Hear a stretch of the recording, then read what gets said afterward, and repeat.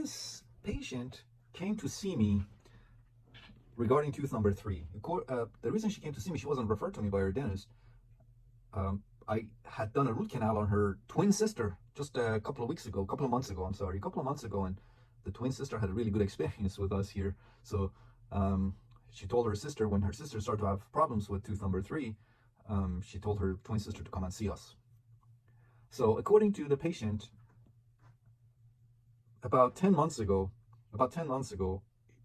on her birthday, they go to a restaurant and there's a piece of glass in her food. She bites down, poor girl, on that piece of glass and apparently cracks both teeth, number 2 and 3. So she goes to a dentist, and from the dentist gets referred to an endodontist, not me, a different endodontist, and the endodontist does both of these root canals, number 2 and 3, for her.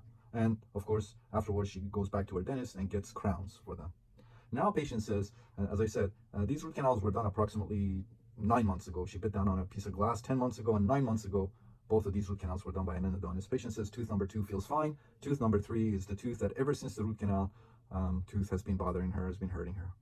And again, she came to see us because her twin sister came to see us a couple of months ago, and we did root canal, and she had a really good experience. So on exam, tooth number 2 and the rest of the upper right teeth and lower right teeth, always examine the opposing dentition, all within normal limits to percussion, palpation, and biting, except tooth number 3. Tooth number 3 was tender to percussion and palpation. Probings were 2 to 3 millimeters all around. Biting was tender as well. So looking at the multiple angulation x-rays, and you can see a periapical lucency right here associated with the mesial MB root there. All right. And you can see it here as well.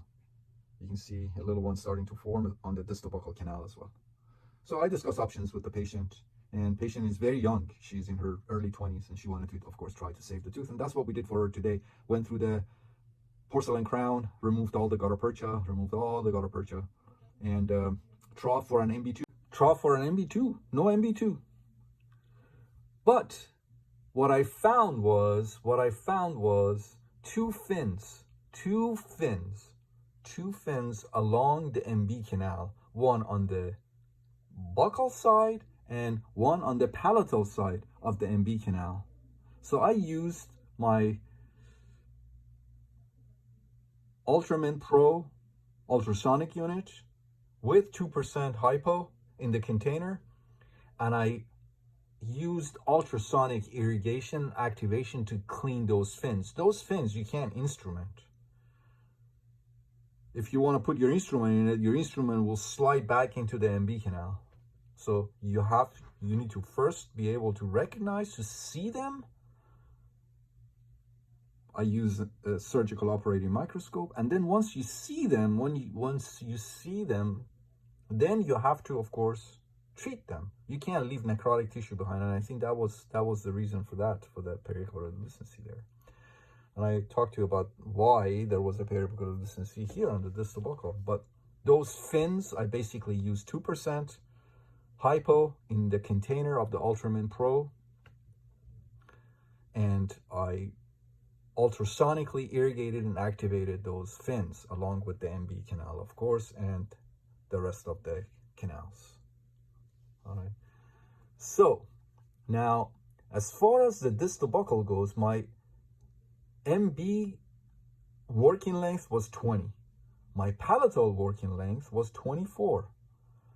My distal buccal working length, for some reason, I went to 20. Usually the mesiobuccal canal and the distal buccal canal, not all the time, but usually the working lengths are the same. And I was using the same reference point for both of them. But I was not getting any, I was at 20, 21, not getting any reading from my apex locator. So immediately I went to a working length x-ray. All right, so you can see the periapical lucency associated with the distal buccal canal here and MB canal there. And here I'm at 21 millimeters, and I got another 3 millimeters to go. So the distal buccal canal, the working length of the distal buccal canal was 24 millimeters. 24 millimeters. I was able to finally get that, and that is 24 millimeters. As you can see, this is a 24 millimeter number 15, and you can see when to working length. All right. So take a look, and here's the post-op. So the distal buccal, the endodontist didn't have patency in the distal buccal, very likely left tissue behind that became necrosed and infection ensued. All right. So look at the MB anatomy, the apical area of the MB. Look at that beautiful bifurcation in the apical area of the MB canal there. You can see, as I said, we're able to regain patency in the distal buccal canal and palatal canal. You can see all of that. Let's look at another angulation. Look at the apical anatomy of the palatal canal in this angulation. Take a look here. Look at all of these portals of exit here. Look at all of this anatomy here. Look at that anatomy right here. We picked up so much anatomy. This is what you get by sonic and ultrasonic activation with 6% sodium hypochlorite. I used ultrasonic activation with 2% sodium hypochlorite. But look at all of that. Look at all of that anatomy here.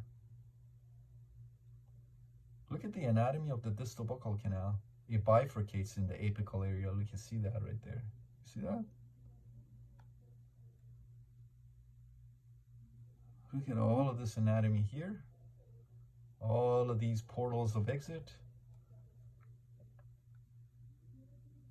All of this was missed by the previous endodontist.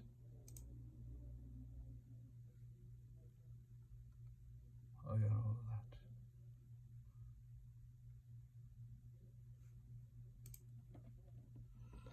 that. As you can see, everything went beautifully. So we definitely improved on the previous RCT and picked up a lot of anatomy in the process. This is three-dimensional instrumentation, irrigation, activation, and obturation right here. I'm very optimistic about this tooth.